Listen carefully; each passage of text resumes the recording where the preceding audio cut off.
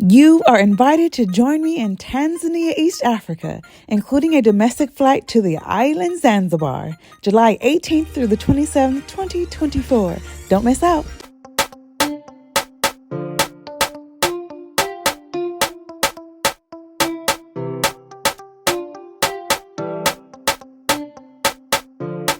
Hello, beautiful people. I am Leslie Jones. As you can see, we have a very, very special guest, diplomat William Manful, also human rights activist. We're going to get into it real quick. And I want him to just briefly introduce himself, and then we're gonna. I have a whole bunch of questions for you, diplomat Manful. So, who is diplomat, human rights activist William Manful? Yes, thank you very much for firstly granting me this opportunity to interface with you, albeit digitally. Like you said, initially, I'm William Manful.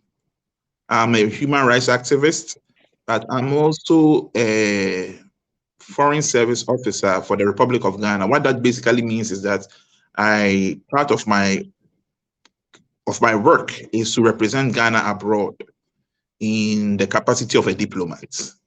So I've served in a number of countries, including Spain, Benin, and the United Kingdom. My primary responsibility is to promote the interests of my country, which is Ghana. And anybody who comes here and has any kind of challenges or difficulties, once something like that is brought to my attention, it's my duty to address it. So we both know that unfortunately during your stay in Ghana or during your visit, there were one or two issues that came up that needed the attention of local authorities, and I happen to be one of those authorities. I guess that would be a very succinct way of putting everything. Right. And I'm totally grateful because, especially us as we're considered foreign. Hello, I know people. There's sentiments. Oh, you're one of us. You're descendants. I get it, but on paper, we're still foreign. And to have the impact and to know that someone like you is out there that really cares for the diaspora that's coming back. I could not wait to interview you. Folks, we've been trying to do this for a while. Timing just didn't work, but we are here now. And so, my first question for you is, where did you grow up in Ghana? I was born in Accra, that's the capital. Right. And I grew up mostly in the neighboring country called Togo. I think that is to the east of Ghana. And I grew up there. We were there for about 10 years. And I actually spent some time in Jamaica as well. Really? Yeah, I lived in Jamaica for a little over 5 years. So my formative years were outside of Ghana. But Mm. yeah, you know, Well, I when heard we there's a strong correlation between Jamaica and Ghana. Like Jamaicans almost have automatic citizenship. Is that true? If they were to seek a passport in Ghana? no, not it doesn't necessarily work like that. The correlations exist mostly in the form of culture and in the form of ethnic connections. A lot of the slaves that were taken from Ghana ended up in Jamaica. So you realize that when you go to Jamaica, there is very little difference between the average Jamaican and the average Ghanaian in terms of physical appearance. Unless you open your mouth to speak, and then there is the accent. People will easily mistake a Ghanaian for a Jamaican. Right. But Okay. there are solid relations between the two countries. We are working on how to make some of these things that you mentioned even possible. Got it. And so, what triggered it? What triggered your desire to make it your lifelong mission to help, to become a human rights activist for Ghana? Yes, well, for one thing, the human condition is something that is of interest to me. I am very much concerned about the plight of humanity.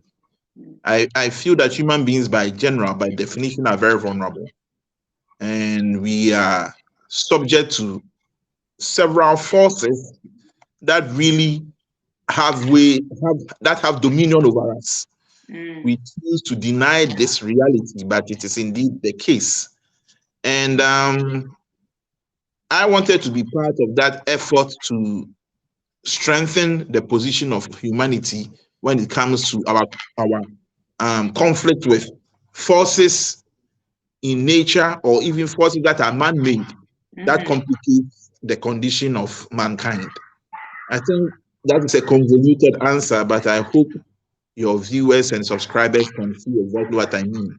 That was so well put. I mean, you don't have to say any more when it comes to that question. That was great. So my next question for you is, how do you feel about the state of Ghana? Well, I believe that Ghana is doing well. We are a heavily democratic country. We've had this political dispensation for at least, I would say, since '92. That's about maybe 31 years since we've been So you democratic. said Ghana has had a democratic disposition since 1992. That's right. That's right. So that is roughly about a little over 30 years now. And it's a very, very peaceful country. Beautiful, brilliant climate, friendly atmosphere, warm people. And it's a developing economy. There is a lot of room for investment, lots of opportunities locally. I mean, it's not a perfect country. No country really is.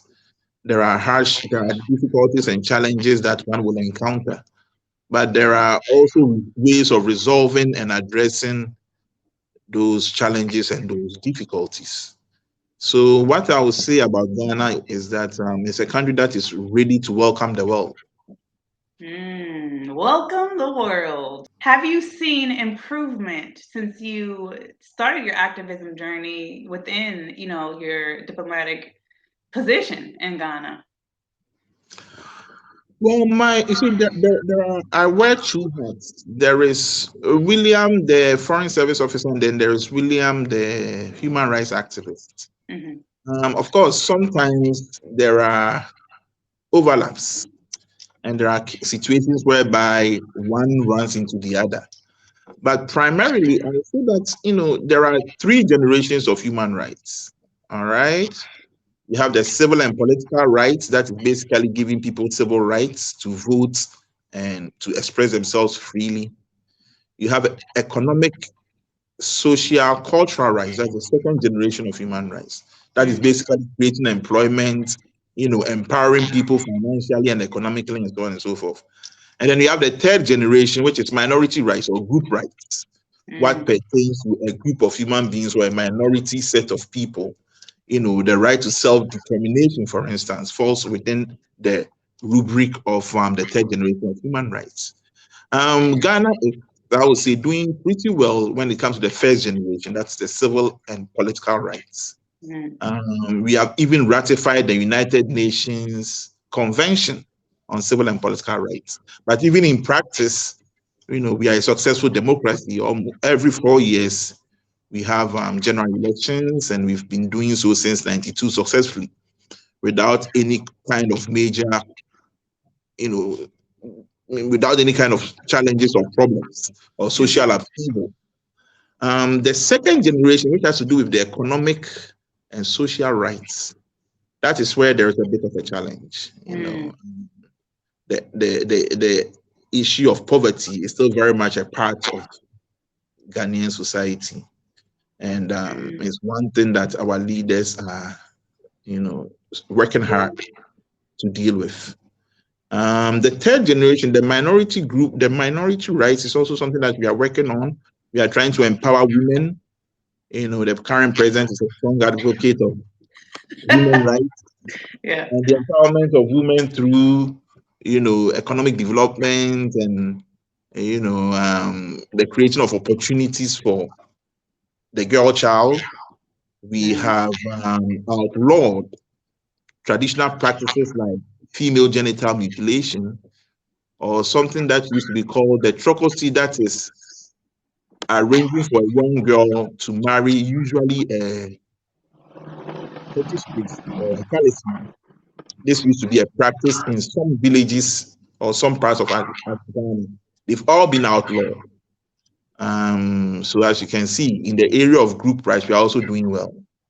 But the economic rights, which is the second generation, that is what is proving to be still somewhat of a challenge. But I believe that with time, we will be able to overcome that one too. There are challenges with economic rights even in the US, you know.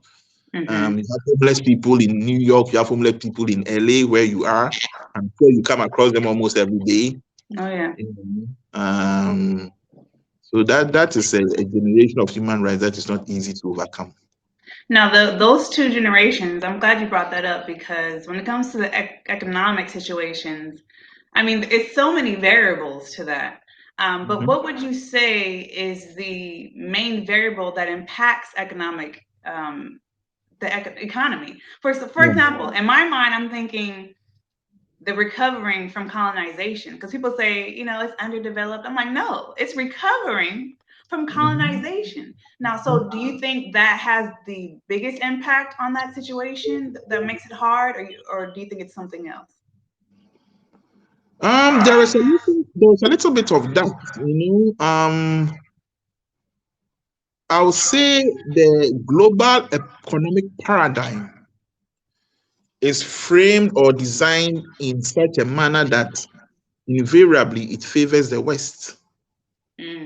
Okay, so it's a challenge for developing economies to break a certain financial threshold economically to catch up with their counterparts in the West. So yes, there are systemic variables that militate against the economic growth of developing countries, particularly in Africa.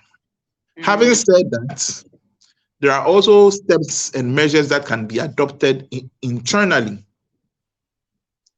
which can accelerate or enhance our economic growth, such as fiscal discipline. Fiscal discipline. Yeah, fiscal discipline, FISCAL. You know, the way government spend, for instance. You know, elimination of corruption. You know, the process of industrialization.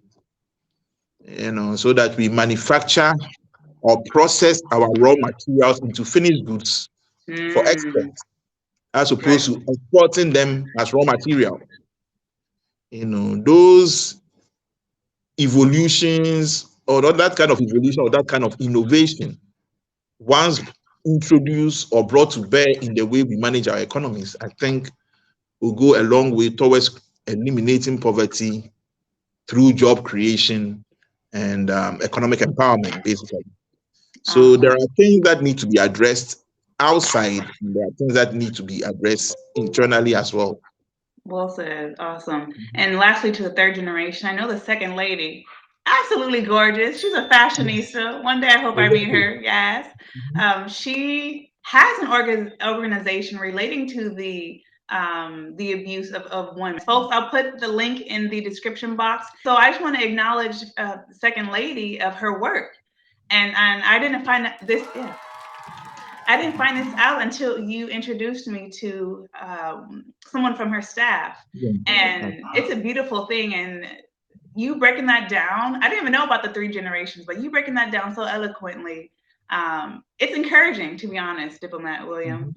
Thank you. Someone like you is there that honestly cares and is not here to puff us up or puff up Ghana, but to be transparent and to be honest. So I applaud you for that. Thank you so much. And I'm pretty sure we're only 14 minutes in, and this is good stuff. This is good stuff. The question of all questions: do you believe it is necessary for the African diaspora to come back to Africa? Certainly. Absolutely. Certainly, you said. Absolutely. Yes, okay. Definitely. And why? I mean, particularly with regard to the west coast of Africa. For numerous reasons. Number one, in terms of heritage, a lot of slaves who found themselves in the New World, that is the Americas, their point of origin was Ghana. So Ghana was a point of origin for the transatlantic slave trade. All right, you have Ghana, you have Senegal, but Ghana definitely is one of those countries or one of those territories where a lot of the slaves who were being shipped to the New World were kept. That's the reason why you have all the forts. We have over here, we call them castles, but the returnees, those who visit from the New World, tend to describe them as dungeons, where the slaves were kept. We have them in our cities. We have them even now as historical sites. So one needs to establish that link to the continent.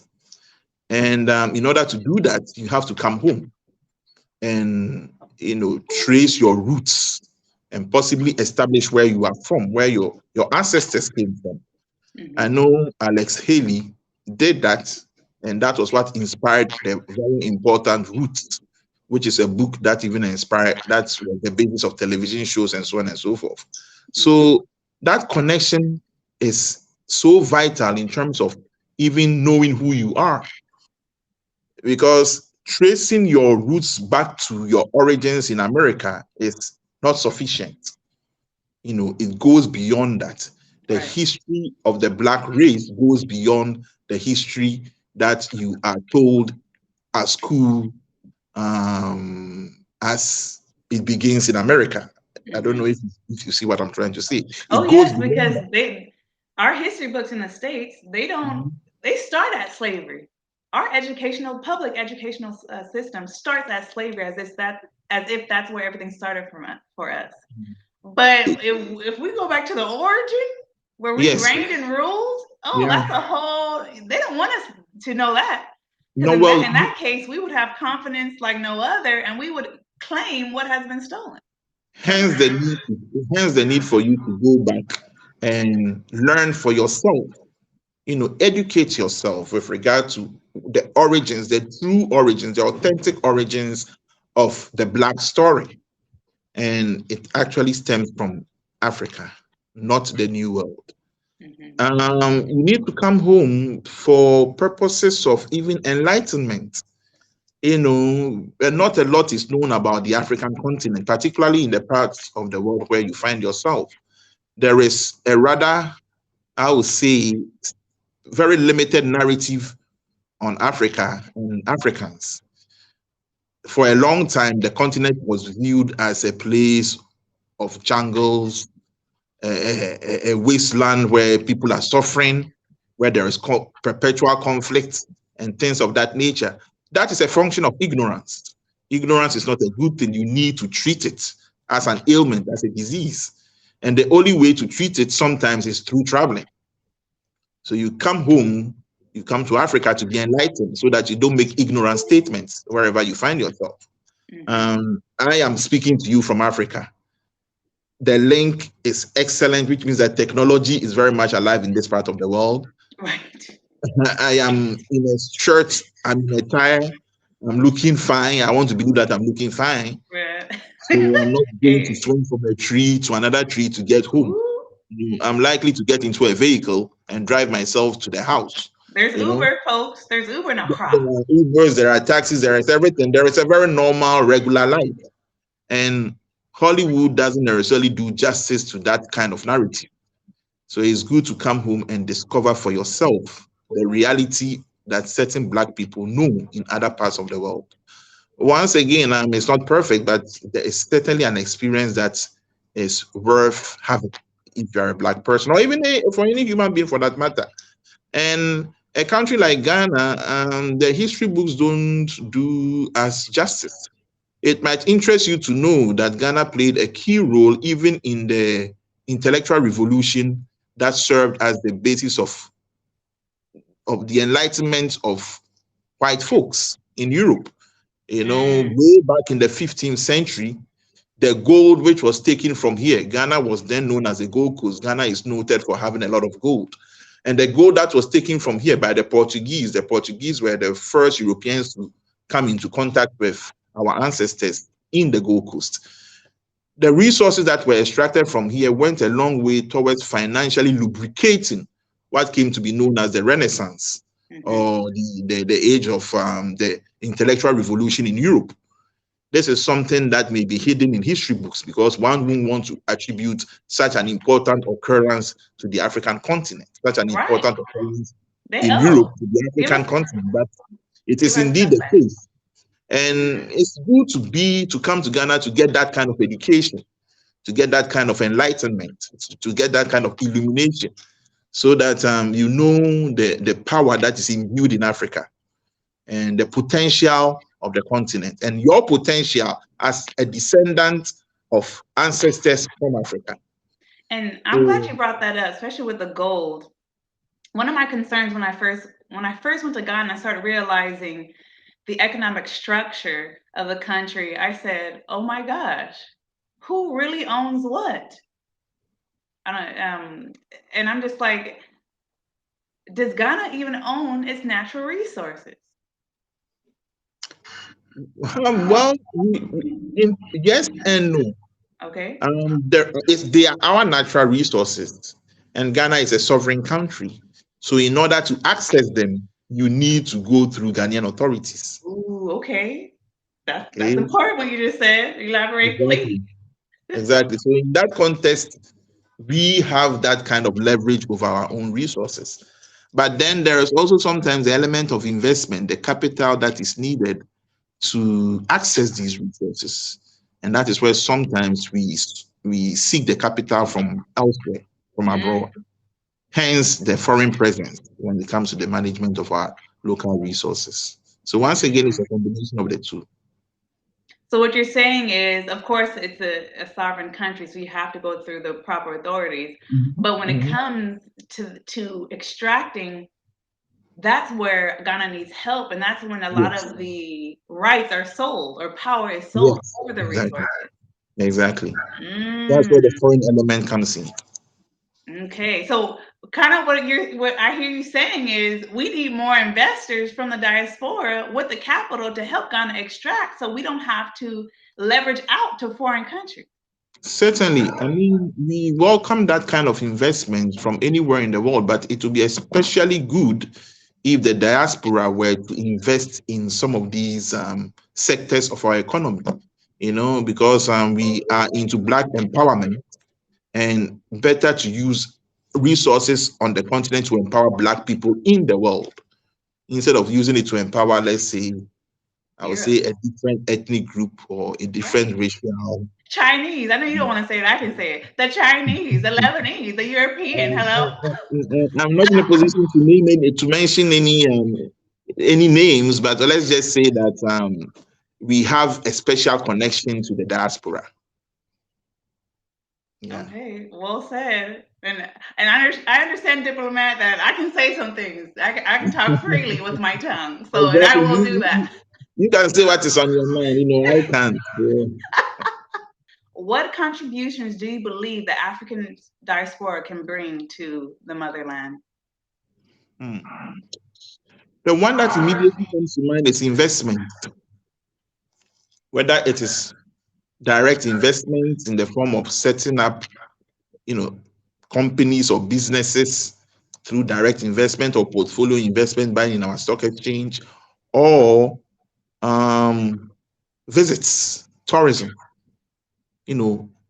People coming to spend time here, to stay in our hotels, to use our transportation system, to use our Ubers, our taxis, our trotros, to eat from our restaurants. That is tourism. That brings in a lot of money. It's one of the mainstays of the economies in Europe. A country like Spain depends heavily on tourism.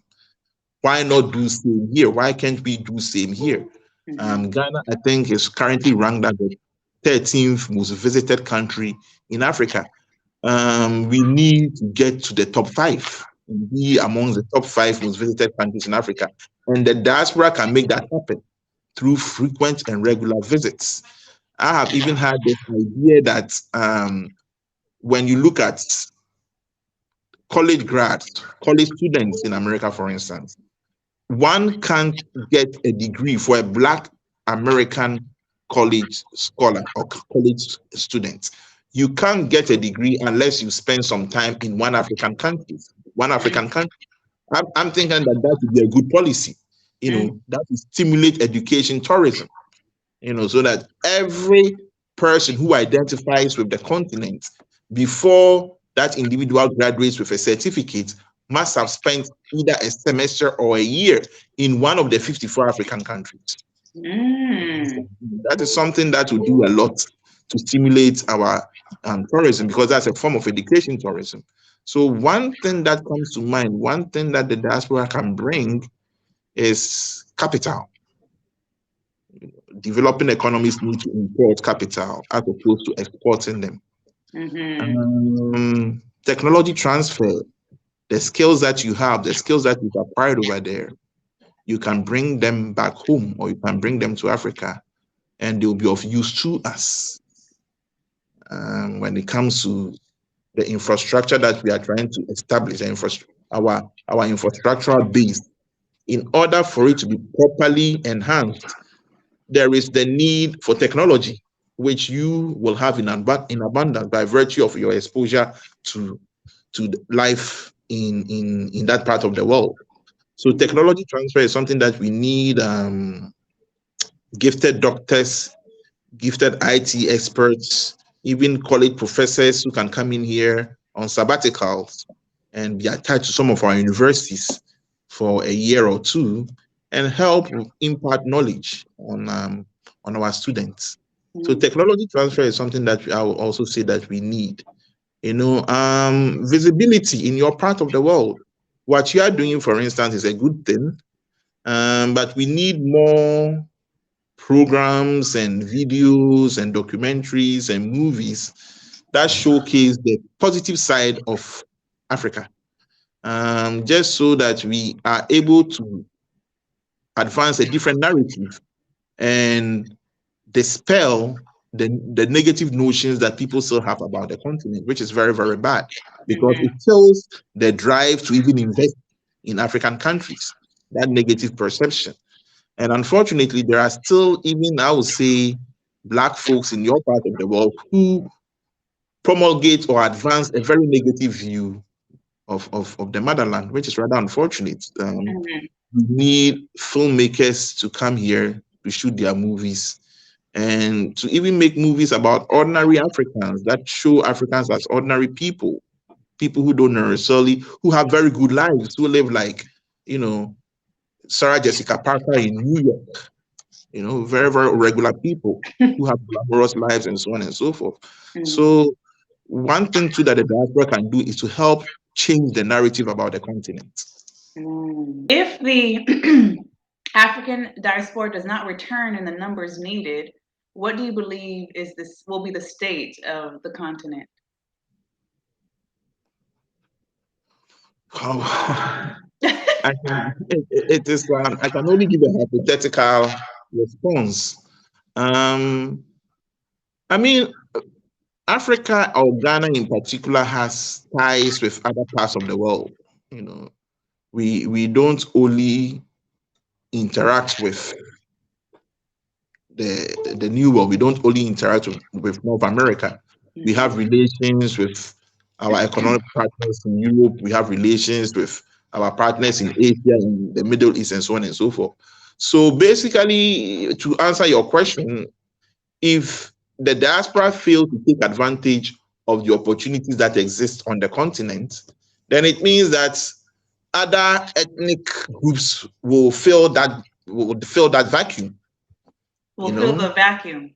Yes, that you guys are going to be behind, and they'll be better off for doing this because there are resources here, there are opportunities here that one can exploit. And if they come in and they make the right bid, then so be it. They will be the beneficiaries, and you guys will miss out on big things that still prevail on this continent. So to answer your question, I would say that if the diaspora doesn't come back or doesn't take advantage of things like year of return and beyond the return, it will not be a good thing, not necessarily for Africa, but For it will us. be your loss. Yes, that's how I'll put it. Mm-hmm. And one thing I like to say is you're going to end up becoming renters when you could have been owners. Yeah, exactly. And when you realize that you should have taken advantage of the opportunities, it might be too late. Too late. Yes, Too late. somebody else might have done that already. Got It's a symbiotic relationship. We stand to benefit from you, but you also stand to benefit a lot from us. Right. It's not like a charity case. Once you come in here and you make the right kind of investment, if you're able to make the right kind of investment, trust me, you will be smiling all the way to the bank all the time. Lest we forget, lest we forget, the most affluent Black people are in America. Right. But the most affluent Black person is in Africa. The richest Black person who ever lived and the richest Black person alive today are both originating from Africa. Africa. That's right. Whether it's Mr. Musa or it is Mr. Aliko Dangote of Nigeria. Aliko Dangote is richer than Oprah Winfrey, LeBron James, and Denzel Washington combined. Mm-hmm. And that's the kind of money he's having. All right. There are many more billionaires in Africa, including Ghana and Nigeria. So it means that the Black man, there is no limit. There is no ceiling for the Black man in Africa. Once you begin to prosper, you prosper and you prosper and you prosper, and you will never be viewed as a second-class citizen. It doesn't matter how much money you have, whether it's in Europe or North America, the color of your skin is still a factor.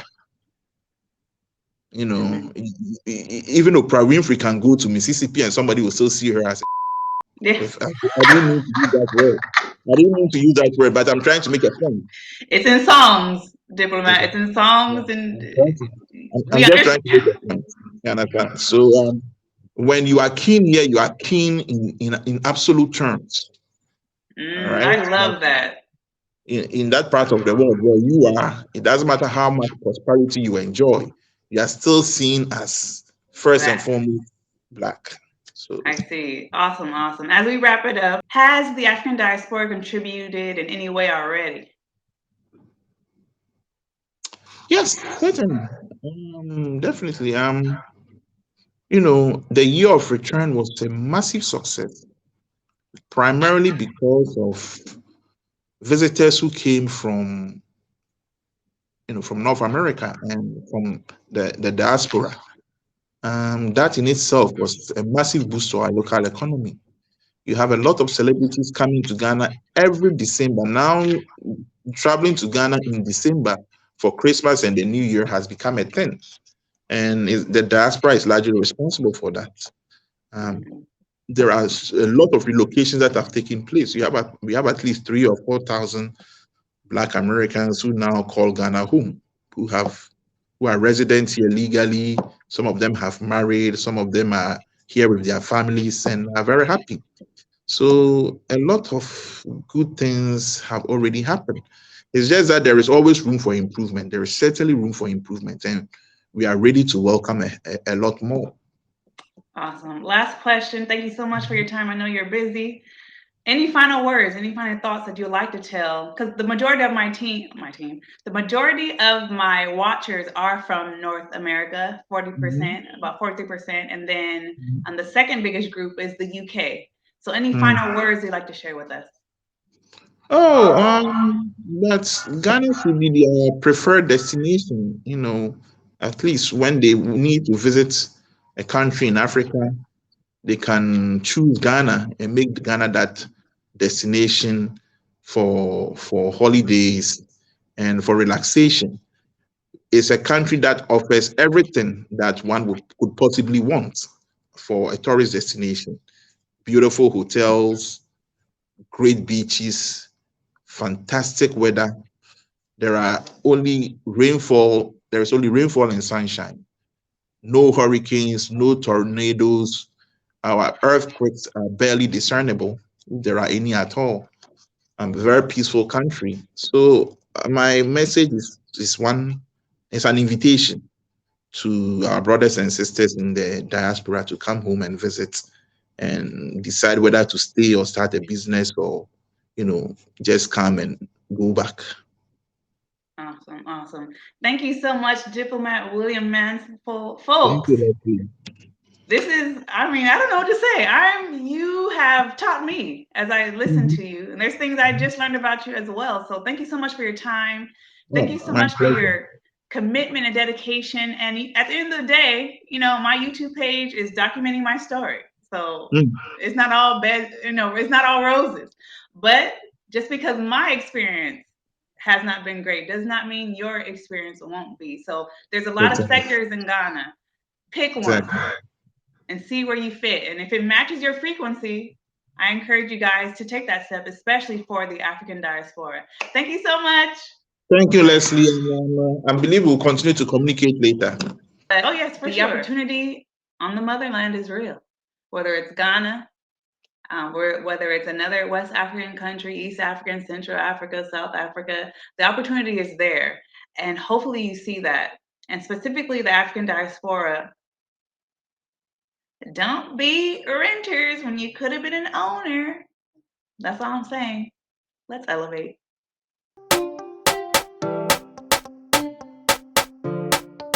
Beautiful people, welcome to vision-reality.com, your authentic Kente cloth liaison. Legacy is expressed in the hand weaving technique passed down from generation to generation in Africa through Kente cloth. Let us wear legacy. Folks, I have videos now. There's videos of the chairman of Kente Cloth, Stephen Amofa, sharing the story, the meanings, and the origins of each Kente.